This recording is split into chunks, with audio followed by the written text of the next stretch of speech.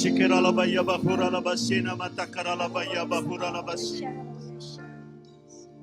Berada dalam hadirat-Mu, itulah kerinduan hati kami Bapa. Sebab di dalam hadirat-Mu, kasih karunia-Mu melimpah-limpah. Kami dikuatkan, kami dimampukan. Hanya oleh karena kemurahan Tuhan. Hanya karena anugerah Tuhan. Kami ada di tempat ini bersekutu dengan Engkau Raja di atas segala raja, pencipta langit bumi semesta alam, yang berkuasa di tempat ini, yang berkuasa atas hidup kami, bahkan yang berkuasa memberi kekuatan, yang berkuasa menyembuhkan, yang berkuasa memberkati, yang berkuasa menyelamatkan di dalam nama Yesus. Terima kasih Bapa yang baik. Kami siapkan hati kami Bapa, untuk mendengarkan firman Tuhan. Biarlah roh-Mu bekerja. Biarlah mulut bibir hamba-Mu Tuhan ada dalam kendalinya Tuhan. Ada dalam kendalinya Roh Kudus. Sehingga apa yang menjadi maksud dan isi hati Tuhan, kami dengar pada saat ini. Kami sudah siap mendengarkannya. Dalam nama Tuhan Yesus kami berdoa. Haleluya, sama-sama kita berkata. Amin. Salam. Silakan Bapak Ibu duduk. Ada sukacita, amin. Iya, kita ada di sini Bapak Ibu karena kasih karunia Tuhan. Iya, karena kemurahan Tuhan kita ada di tempat ini. Itulah sebabnya kita mengucap syukur kepada Tuhan. Iya. Bapak Ibu, untuk mendasari firman Tuhan, iya, untuk sepanjang minggu ini kita ambil dari kitab Roma pasal 1 ayat 1 sampai 7. Iya. Mari kita baca kitab Roma pasal 1 ayat 1 sampai 7. Saya akan baca ayat 1 Bapak Ibu, ayat 2. Kita pelan-pelan membaca, kita mendengar firman Tuhan. Ini adalah surat Paulus kepada jemaat di Roma. Salam. Pasal ayat 1. Dari Paulus hamba Kristus Yesus yang dipanggil menjadi rasul dan dikuduskan untuk memberitakan Injil Allah.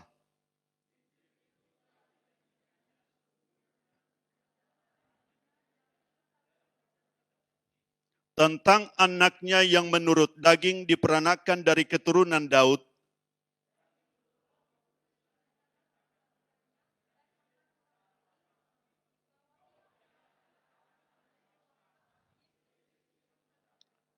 dengan perantaranya kami menerima kasih karunia dan jabatan rasul untuk menuntun semua bangsa supaya mereka percaya dan taat kepada namanya.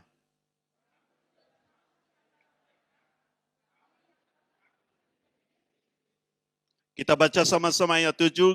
Kepada kamu sekalian yang tinggal di Roma, yang dikasihi Allah, yang dipanggil dan dijadikan orang-orang kudus, kasih karunia menyertai kamu dan damai sejahtera dari Allah Bapa kita dan dari Tuhan Yesus Kristus. Amin. Bapak Ibu Saudaraku, saya percaya firman Tuhan, ia dari kekekalan sampai kepada kekekalan. Dia tidak berubah. Ketika firman ini dituliskan oleh Paulus, Rasul Paulus kepada jemaat di Roma, pada masa itu saudaraku, inilah suara Tuhan kepada mereka. Dan ketika ini dibacakan pada saat ini kepada jemaat yang ada di tempat ini, inilah juga firman Tuhan bagi kita. Dan firman Tuhan tidak berubah, amin. Firman-Nya berkuasa. Dikatakan di ayat 7 kepada kamu sekalian yang tinggal di Roma. Kalau bisa saya katakan kepada kita di sini, kepada kamu sekalian yang tinggal di Batam, di Gekari Bukit Zaitun yang dikasihi Allah, yang dipanggil dan dijadikan orang-orang kudus, kasih karunia menyertai kamu dan damai sejahtera dari Allah Bapa kita dan dari Tuhan Yesus Kristus. Bapak Ibu Saudaraku yang kekasih di dalam Tuhan, saya berikan tema saudaraku, kasih karunia Tuhan Yesus ada bagi kita. Amin. Kasih karunia Tuhan menjadi bagian kita. Kasih karunia Tuhan menyertai kita, Bapak Ibu. Bapak Ibu Saudaraku yang terkasih di dalam Tuhan, kalau kita membaca seluruh surat yang dituliskan oleh Paulus kepada jemaat-jemaat, selalu diakhiri dengan kasih karunia Tuhan menyertai kamu. Kasih karunia menyertai kamu. Seluruh kitab yang dituliskan oleh Paulus. Karena Paulus tahu betul apa itu kasih karunia yang telah diterimanya dari Tuhan. Yang dulunya hidupnya adalah menentang ajaran jalan Tuhan. Menentang ajaran-ajaran Tuhan Yesus. Tetapi setelah dia mengalami perjumpaan dengan Yesus, hidupnya berubah 180 derajat menjadi pengikut Yesus. Dan juga melayani memberitakan Injil. Itulah sebabnya Injil yang diterimanya dari Yesus itu sendiri, saudaraku. Itulah pribadi Yesus itu. Dikatakan di ayat yang kedua, saudaraku, Injil itu telah dijanjikannya sebelumnya dengan perantaran nabi-nabinya dalam kitab-kitab suci. Tentang siapa, saudaraku? Tentang anaknya. Yang menurut daging diperanakan dari keturunan Daud, dan yang menurut roh kekudusan dinyatakan oleh kebangkitannya dari antara orang mati, bahwa ia adalah anak Allah yang berkuasa. Katakan, anak Allah yang berkuasa. Saudaraku yang terkasih di dalam Tuhan, Yesus itulah Injil. Dan itulah yang diberitakannya. Oleh karena Injillah, saudaraku, kita mengenal kasih karunia Tuhan yang diberikan kepada kita. Amin. Bapak Ibu Saudaraku yang terkasih di dalam Tuhan, jadi Injil itu, saudaraku, kita terima dengan apa, saudaraku? Dengan iman. Makanya dikatakan, saudaraku, di ayat yang kelima, dengan perantaraannya kami menerima kasih karunia dan jabatan Rasul untuk menuntun apa? Semua bangsa supaya mereka percaya dan taat kepada namanya. Sasaran yang akhir, saudaraku, supaya semua bangsa percaya kepada Yesus dan taat kepada Yesus. Katakan, percaya dan taat. Bapak Ibu Saudaraku yang terkasih di dalam Tuhan, jadi saudaraku, dasar dari iman kita adalah percaya. Bukan karena perbuatan. Kalau di dalam hukum Taurat, saudaraku, karena perbuatan kita dibenarkan. Tetapi Injil, saudaraku, yang diberitakan oleh Paulus, oleh karena iman kita dibenarkan. Amin. Itulah sebabnya, saudaraku, kasih karunia hanya kita bisa masuk ke dalamnya oleh apa? Oleh iman. Mari kita buka dulu Roma 5 ayat 2, saudaraku. Roma 5 ayat 2. Kita baca 3-2 ya. Oleh Yesus kita juga beroleh jalan masuk oleh iman kepada kasih karunia ini. Di dalam kasih karunia ini kita berdiri dan kita bermegah dalam pengharapan akan menerima kemuliaan Allah. Amin. Oleh iman kita masuk kemana? Kepada kasih karunia. Apa itu kasih karunia? Kasih karunia adalah anugerah, kemurahan Tuhan, perkenanan Tuhan yang tidak layak sebenarnya kita terima, tetapi kita terima. Wow, itu ajaib, dahsyat, amin. Bukan karena perbuatan kita, Bapak Ibu. Itulah sebabnya kita tidak bisa memegahkan diri. Karena apa? Semua karena kasih karunia Tuhan. Oleh sebab itu Bapak Ibu, ketika kita sudah percaya kepada Tuhan, ketika kita sudah berada di dalam Yesus saudaraku, kita sudah menerima kasih karunia. Amin.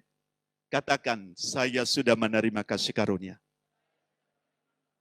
Katakan, kasih karunia tersedia bagiku. Mari kita lihat dari ayat-ayat ini saudaraku. Mengapa kasih karunia Tuhan telah tersedia bagi kita? Di ayat yang kelima, mari kita baca ayat yang kelima, 3-2 ya. Dengan perantaraannya, kami menerima kasih karunia dan jabatan rasul untuk menuntun semua bangsa supaya mereka percaya dan taat kepada namanya. Ayat yang ke-6. Kamu juga termasuk di antara mereka. Haleluya. Amin. Kamu juga termasuk di antara mereka. Kita juga termasuk di antara mereka. Dikatakan kamu yang dipanggil menjadi milik Kristus. Oleh sebab itu Bapak Ibu Saudaraku yang terkasih, kasih karunia tersedia bagi kita karena kita dipanggil menjadi miliknya. Amin. Katakan, kasih karunia tersedia bagiku karena saya dipanggil menjadi miliknya. Amin. Bapak Ibu Saudaraku, kalau seseorang memanggil saudara, berarti ada maksudnya. Benar? Kalau kita memanggil seseorang berarti ada maksud kita, ada rencana kita. Iya. Oleh sebab itu, Tuhan sebelum memanggil kita, Dia sudah punya rancangan atas hidup kita. Dia sudah punya maksud bagi kita saudaraku. Mari kita baca saudaraku. Roma 8 ayat 28. Roma 8 ayat 28. Kita baca 3-2 ya. Kita tahu sekarang bahwa Allah turut bekerja dalam segala sesuatu untuk mendatangkan kebaikan bagi mereka yang mengasihi Dia, yaitu bagi mereka yang terpanggil sesuai dengan rencana Allah. Dalam kekekalan, Tuhan sudah punya rancangan. Tuhan sudah punya maksud sebelum Dia memanggil kita. Dia memilih kita. Untuk apa, saudaraku? Untuk mendatangkan kebaikan bagi kita. Amin. Oleh sebab itu segala persoalan, situasi, keadaan yang kita hadapi, Bapak Ibu Saudaraku, di balik itu semua, ada rencana Tuhan yang indah bagi saudara dan saya. Oleh sebab itu percayalah kepada Tuhan. Terimalah kasih karunia Tuhan dalam hidup kita. Karena kasih karunia itulah yang membuat kita bertahan saudaraku. Kasih karunia Tuhan membuat kita tetap setia kepada Tuhan. Karena apa? Tuhan memanggil kita menjadi miliknya. Wow. Luar biasa bukan? Katakan Tuhan memanggil saya. Bahkan dikatakan di ayat yang ke-30. Roma 8 ayat 30. Kita baca 3-2 ya. Dan mereka yang ditentukannya dari semula. Mereka itu juga dipanggilnya. Dan mereka yang dipanggilnya. Mereka itu juga yang dibenarkannya. Dan mereka yang dibenarkannya. Mereka itu juga dimuliakannya. Wow. Amin. Oleh sebab itu penderitaan apapun yang kita alami di bumi ini tidak sebanding dengan kemuliaan yang akan kita terima bersama dengan Tuhan di sorga. Haleluya. Bangga punya Allah di dalam Yesus Kristus. Yang kedua saudaraku,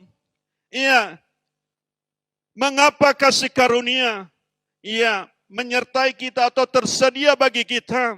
Mari kita baca di ayat yang ke-7. 3-2 ya.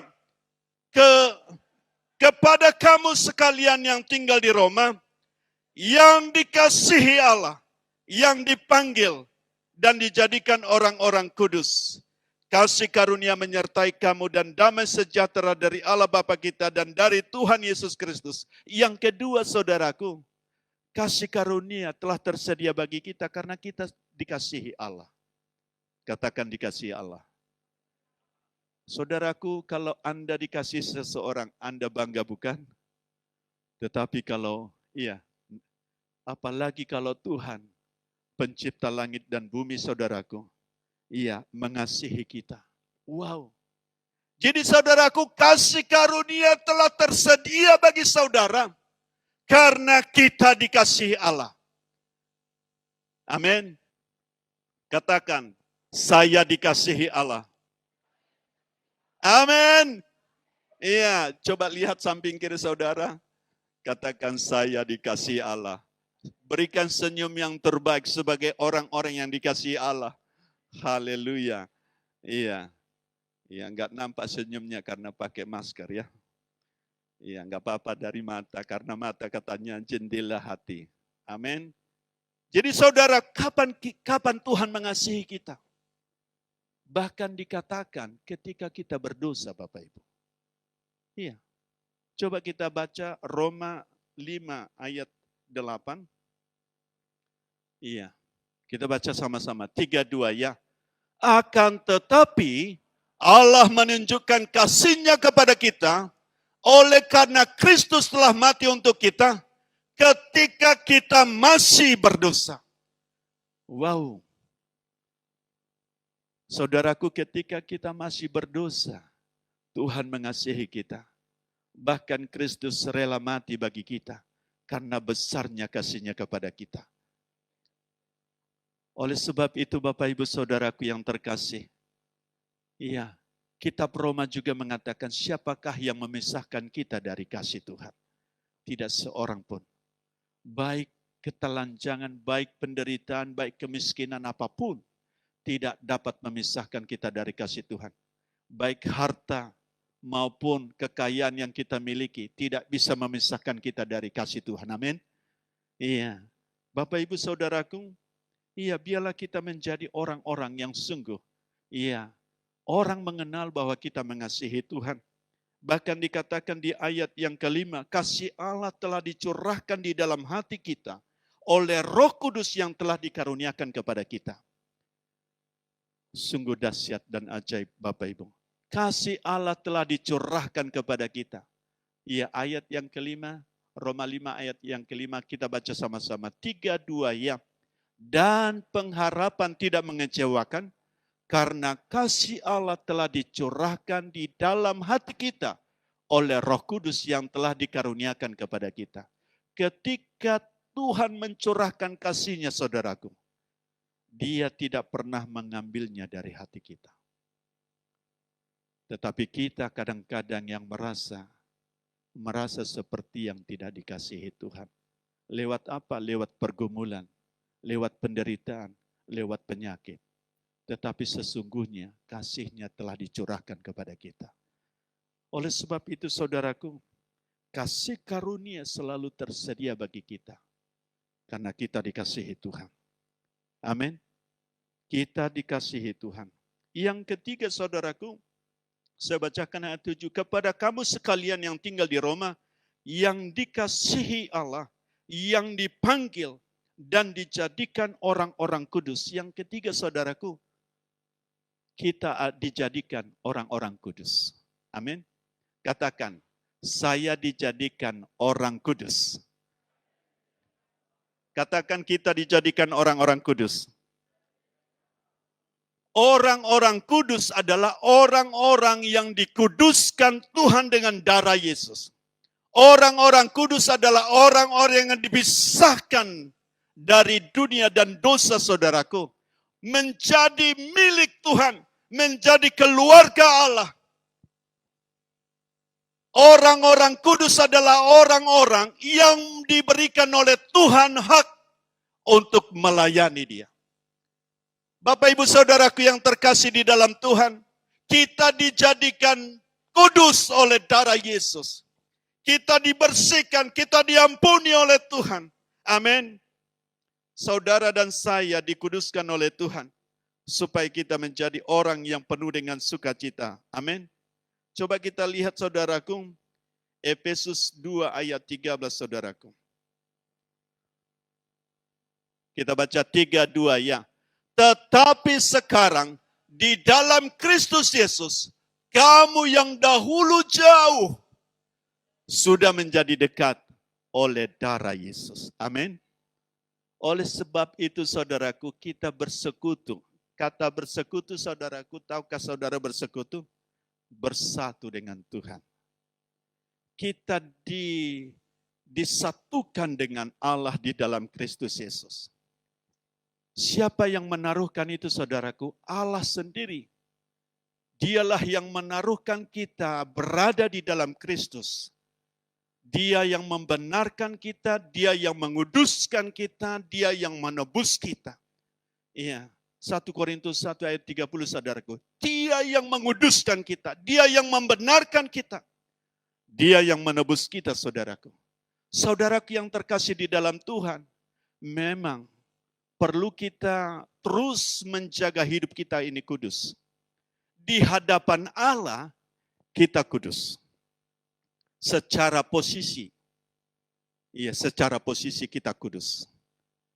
Jadi ketika Tuhan melihat kita saudaraku, Dia melihat darah Yesus yang telah tertumpah dalam hidup kita sehingga kita berkenan kepadanya. Namun, saudaraku, perlu kita mengalami proses kekudusan terus-menerus. Iya.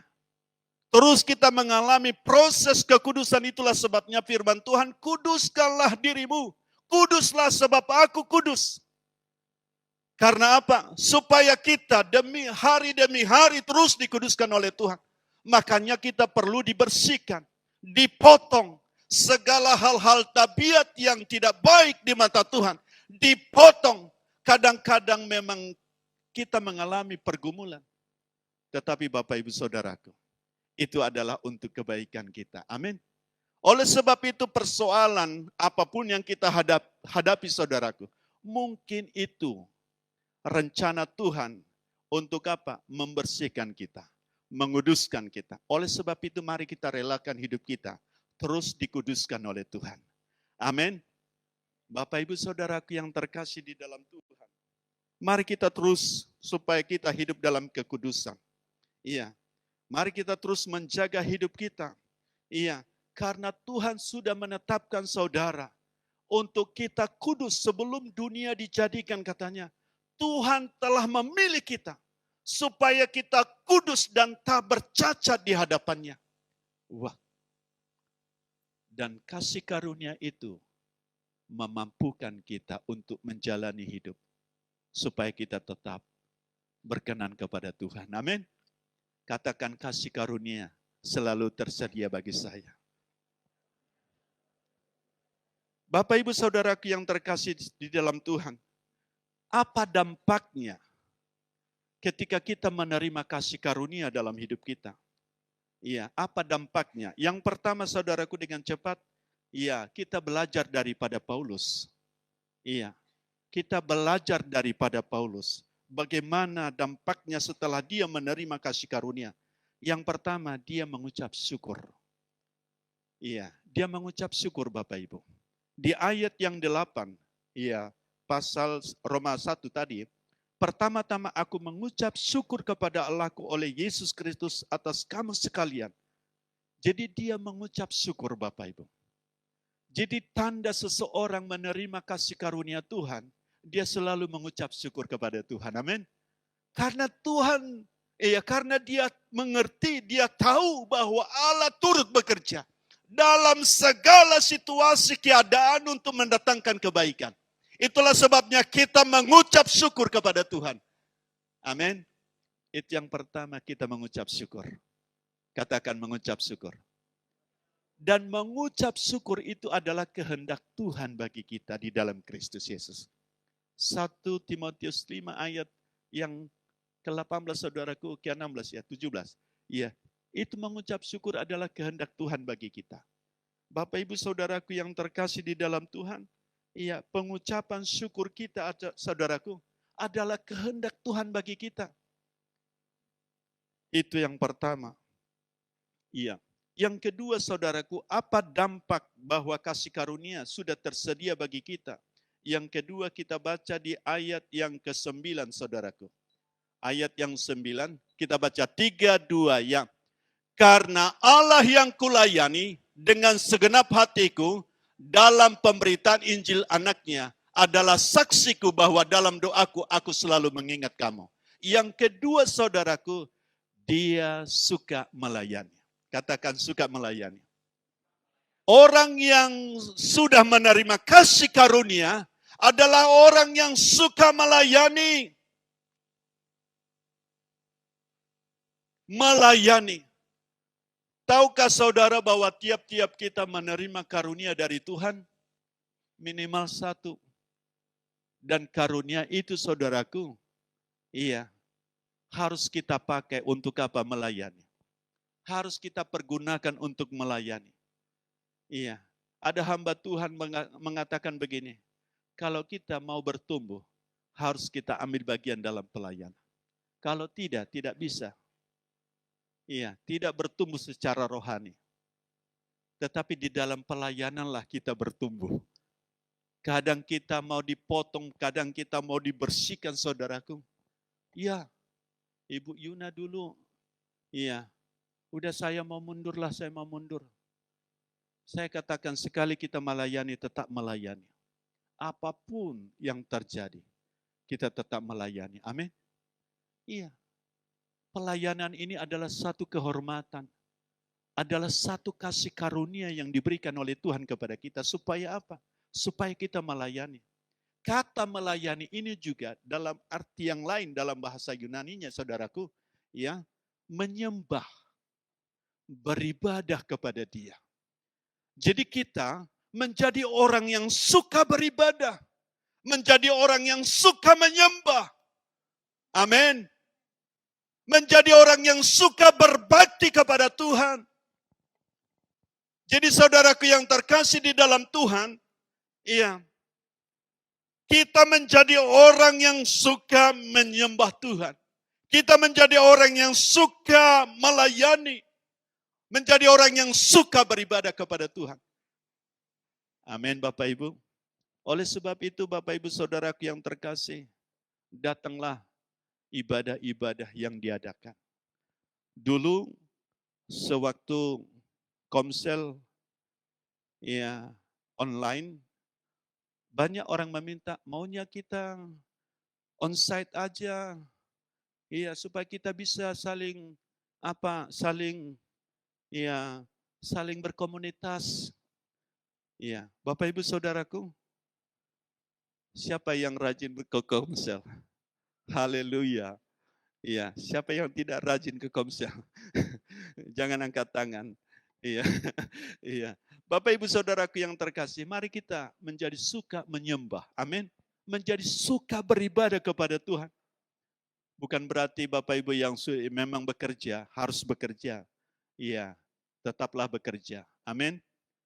Saudaraku, itu yang kedua, saudaraku menjadi suka yang melayani. Yang ketiga, saudaraku, mari kita baca ayat yang ke-10. Ayat yang ke-10. 3, 2, ya. Aku berdoa supaya dengan kehendak Allah, aku akhirnya beroleh kesempatan untuk mengunjungi kamu. Yang ketiga, saudaraku, Paulus suka berdoa syafaat. Dia suka berdoa. Dia bahkan dalam doanya selalu mengingat setiap orang. Wow. Biarlah kita menjadi orang yang suka berdoa. Amin. Berdoa syafaat. Ya, di gereja ini saudaraku doa diadakan cuma 2 kali seminggu. Selasa, ya malam, dan Jumat Sabtu 2 subuh. Mari Bapak Ibu, datanglah doa. Ya, doa korporat itu sangat penting. Memang doa pribadi sangat penting, tetapi doa korporat juga sangat penting. Doa korporat itu kita berdoa untuk berdoa syafaat bagi orang lain. Bagi kota kita, bagi bangsa kita. Saya percaya karena doa-doa anak-anak Orang-orang benar, saudaraku, segala kejahatan disingkapkan oleh Tuhan. Amin. Iya. Segala kejahatan disingkapkan oleh Tuhan. Itu berkat dari doa-doa orang-orang benar. Kita percaya ada doa, ada jaringan doa di mana-mana, saudaraku. Kita juga di rumah kita menjadi pendoa syafaat. Amin. Bagi keluarga kita. Kita menjadi orang yang suka berdoa karena kasih karunia Tuhan telah diberikan kepada kita. Dan yang ketiga, saudaraku, iya, kita baca di ayat yang ke-14 dan 15. 3, 2, ya. Aku berhutang baik kepada orang Yunani maupun kepada orang bukan Yunani, baik kepada orang terpelajar maupun kepada orang yang tidak terpelajar. Itulah sebabnya aku ingin untuk memberitakan Injil kepada kamu juga yang diam di Roma. Paulus berkata, aku berhutang. Berhutang artinya harus dibayar, harus ditepati. Amin. Jadi Paulus menganggap dirinya berhutang. Iya, kepada siapa saja. Dikatakan aku berhutang baik kepada orang Yunani maupun kepada orang bukan Yunani. Bahkan baik kepada orang terpelajar maupun kepada orang yang tidak pelajar. Siapa saja. Orang yang jabatan tinggi, orang yang jabatan rendah. Siapa saja membutuhkan Injil. Amin. Membutuhkan Injil. Itulah sebabnya saudaraku, kesukaan Paulus adalah memberitakan Injil kepada semua orang. Wow. Saudaraku yang terkasih di dalam Tuhan, apa itu Injil? Injil itu adalah berita sukacita. Berita sukacita. Biarlah kita dimanapun kita berada, kita beritakan berita sukacita. Amin. Apa itu berita sukacita? Itulah Yesus. Anak Allah yang berkuasa. Itulah yang kita beritakan, Bapak Ibu. Ketika orang sedang berkumul, saudaraku, kita beritakan Yesus, anak Allah yang berkuasa menyelamatkan. Yang pintu tertutup Tuhan bukakan. Yang tiada jalan Tuhan buka jalan. Yang lemah dikuatkan. Yang sakit disembuhkan. Yang lemah dikuatkan. Yang ada pergumulan, Tuhan tolong, saudaraku. Berita Injil itu sangat penting. Semua suku-suku, bahkan semua orang membutuhkan Injil. Di mana saja. Iya. Satu tren, saudaraku, kalau ada setiap pertemuan. Iya. Pastor Jimmy selalu menyampaikan berita Injil. Iya. Baik itu kalangan hamba-hamba Tuhan. Sampai-sampai dikatakan begini, Pastor Jimmy belum sampaikan berita, belum sampaikan Injil firman Tuhan. Saudaraku, Injil itu sangat penting. Amin. Jadi saudaraku, Injil itu adalah kekuatan Allah yang menyelamatkan. Kekuatan Allah yang menyembuhkan. Karena Paulus berkata, saudaraku, iya, di ayat yang ke-17, saudaraku, 16-17, dia katakan, sebab aku mempunyai keyakinan yang kokoh dalam Injil, karena Injil adalah kekuatan Allah yang menyelamatkan setiap orang yang percaya. Bapak Ibu, setiap orang yang percaya, bisa saja orang menolak, no problem. Tetapi orang yang percaya akan diselamatkan. Orang yang percaya akan disembuhkan. Amin. Oleh sebab itu Bapak Ibu Saudaraku, biarlah kita menjadi orang yang suka memberitakan kabar baik. Amin. Kita memberitakan kabar sukacita. Iya, orang yang sedang bergumul mungkin. Iya, kita datang, kita beritakan sukacita. Bila orang itu percaya, dia diselamatkan. Dia disembuhkan. Iya. Dia dimenangkan. Bapak Ibu Saudaraku, kasih karunia Tuhan sekarang sudah tersedia bagi kita masing-masing.